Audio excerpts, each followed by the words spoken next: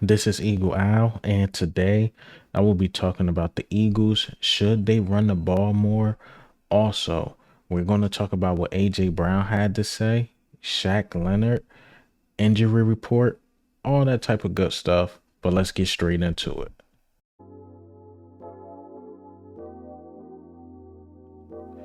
All right, so before we get into, I guess, the bad news or news I don't really like to talk about, but let's talk about the good news. Let's talk about Reed Blankenship. Reed Blankenship has the most Pro Bowl votes for a strong safety. So shout out to him. Look like he will be entered into his first Pro Bowl. Hopefully he's not playing there because if he's not playing there, we made it to the Super Bowl. But again, shout out to Reed Blankenship. And honestly, I can't get a feel for him as far as with the fans. Some fans love him, some fans hate him, some fans believe he's just a backup. But people that really watch the game, and that's really not Eagles fans, believe Reed Blankenship is good. Half of us do, half of us don't. I think he's a victim of the scheme. But when I watch him play, he do play hard. He definitely play hard. But sometimes I watch him play, I'm like, man, he can't cover. So again, Reed Blankenship is a safety, and he just do his job to the fullest. Most safeties can't cover, and he's one of those most safeties that can't cover. So shout out to Reed Blankenship again, and shout out to the injury report. What do I mean by that? The injury report looks lovely. All right, so here go the injury report. Julio Jones did not participate, which is okay. Look like he might not play, but it's a groin injury. But besides that, everything else looked good. Darius Slay did not practice, but he's resting. Fletcher Cox, groin injury, limited. But remember, he played last week, so he should be good to go. Zach Cunningham is limited. It looked like he might be good to go, I'm hearing. Jack Stoll was limited, which is okay. He might be good to go. But Dallas Goedert was a full participant and Grant Calcaterra was a full participant. So you don't see DeAndre Swift or AJ Brown or any of those other dudes as stars on this list. So it looked like we're going to be basically fully healthy, maybe without Julio Jones, but Julio Jones don't even start going into Dallas. So the injury report looked good. As I would say, there's no excuses. We gotta go beat Dallas. This injury report looks lovely. So let's start with all what happened yesterday. Yesterday morning, Eagles fans showed up to the NovaCare with signs saying run the ball. Run the ball. And a lot of the media didn't like that for whatever reason. The media and fans are really never on the same page. The media is arguing like, look, we ran the ball 9 times, and let's be honest, we couldn't get nothing going. Then the fans are like, yo, we got DeAndre Swift. You gotta stick to it. Eventually, one is going to break. It's like, look, nothing was going to break. We were just off, and we threw the ball a lot, and that should have worked. But I'm on the fan side with this. I believe we should run the ball, even if it's not working. Because what we do is, we see a 2-3 yard gain. Oh, no, we ain't sticking to it. Or we start the game throwing the ball 3 straight times. That's not effective. You putting a lot of strain on your defense. Even Jason Kelsey said on his podcast, like, look, the offense is not even doing a good job keeping the ball away from the opposing team. And our defense is playing a lot of snaps because of us, right? And the way to hold on to the ball longer is to run the ball. We got to implement it. And I'm not saying that the run was working last game. It wasn't. I do agree with that. The run was not working, but you got to find a way to stick to it because they immediately made us one-dimensional. Immediately. And I honestly blame the O-line and I blame the coaches for the lack of creativity in the run game. It was very predicted of what we was going to do. And we're not helping DeAndre Swift. We're not helping Kenneth Gainwell. We're not helping Boston Scott, the run game in general. If we're not creative running the ball and we doing the same exact play every single time, now you got Jalen Hurts throwing the ball 40 plus times and we're being stopped. That's just leaving a strain on your defense. And when you leave a strain on your defense, the opposing team scores 6 straight touchdowns. I'm just saying. So I am with the fans. You got to run the ball more. Again, I know it really wasn't working, but you got to stick to it. DeAndre Swift is one of those guys. Feed him, feed him, feed him. One of those things going to break for a 30-plus yarder. The thing is, they want to see that immediately. I mean, come on, Nick Sirianni. Why am I telling the coaching staff this? It doesn't work like that. You set up the run for the play action. Imagine if the 49ers did the same thing. We were stopping their run early in the game. They stuck to it. Eventually, Christian McCaffrey broke one and set up all those motions, play actions. Come on, we can do the same exact thing, but you got to stick to it. You got to stick to it, man. All right, so the Eagles decide to cut Kristen Elliss, man. I feel so bad for Kristen Elliss. Kristen Elliss was cut. More than likely, he's going to clear waivers, and we're probably going to sign him to the practice squad because we also let go Cam Sams, but we did bring up Greg Ward. So I don't know. I guess how we seen enough. Like, yeah, we got to get him out of here. Cut him.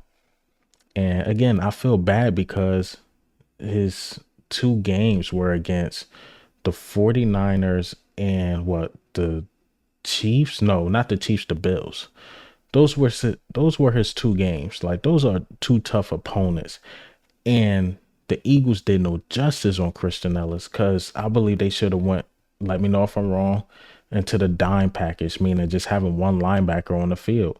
They should have stuck with Sidney Brown being in the box, having Nicholas Morrow out there, and a bunch of speed on the field because Sidney Brown was doing a good job. He was doing one hell of a job. But now you want to leave Kristen Elliss out there to get exposed because now if you have Sidney Brown out there, you could somewhat match their personnel. Like now Sidney Brown can, stick Christian McCaffrey. You could somewhat match that. And then you have like Kevin Byard on a tight end. But you want to put Nicholas Morrow on Christian McCaffrey. Things like that happen. And our personnel with lining guys up with certain guys is bad. I remember last time we played Dallas, I seen Zach Cunningham on CeeDee Lamb. Like we don't know our personnel, which is crazy. Sean Desai got to do a better job. And he was doing one hell of a job in the first quarter. What made him take out the extra safety?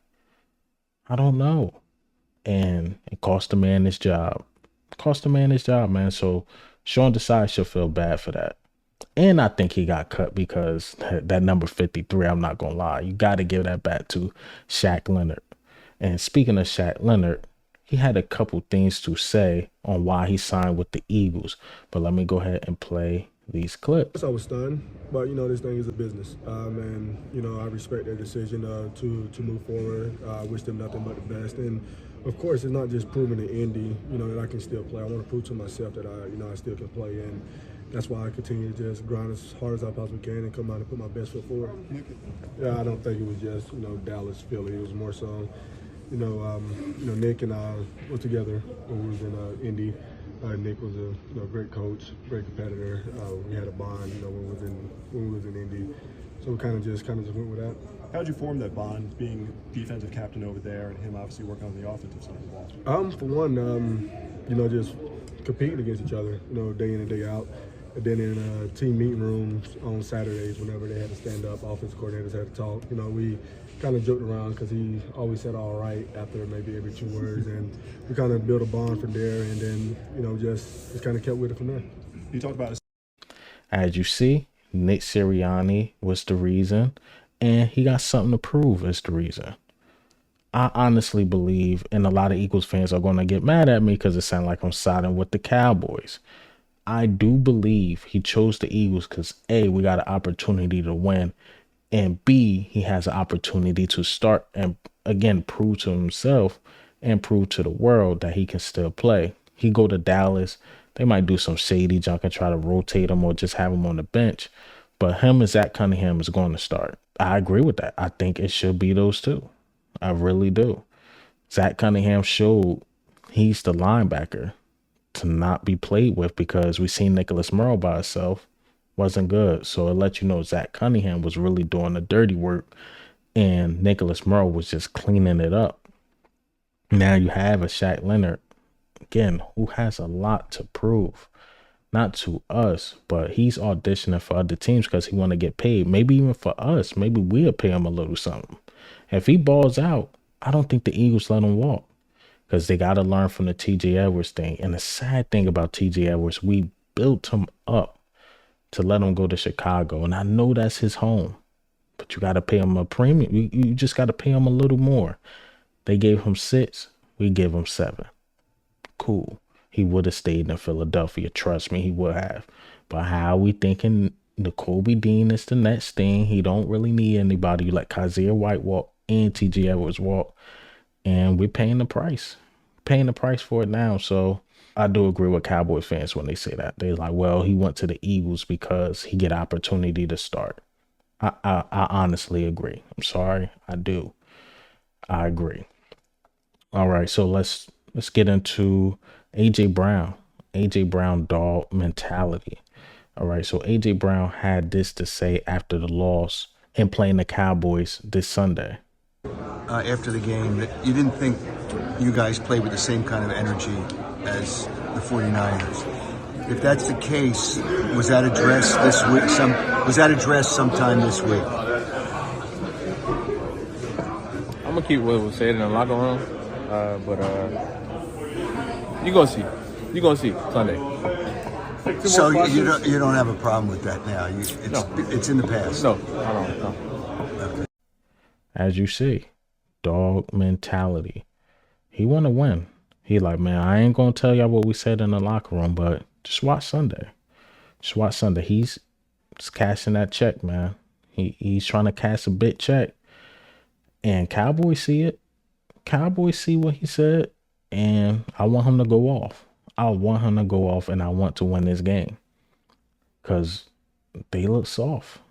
The Eagles look soft against the 49ers. Now, how do you recover?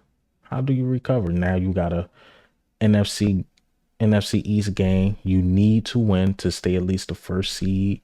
That's what I want. It's technically not a need to win to go to the playoffs. No, it's a need to win to get that first seed. You want that bye.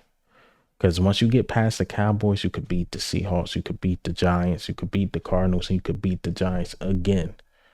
And honestly, something's telling me the 49ers going to lose one of these games. 49ers are going to fall to somebody. I'm not sure if it's going to be the Ravens. I'm not sure who it's going to be. Is it going to be the Seahawks? Because that's a, division game. They're going to fall to somebody. I'm just not sure who. Right. But our schedule, get past the Cowboys, winnable games. Winnable games. So I like the mentality that AJ Brown has. All right, but hey man, what do you think and how do you feel about the news today? Christian Elliss, the Blankenship news, all this good stuff and all the bad stuff. Will we recover against the Cowboys? We will see. But this is Eagle Al. I'm up.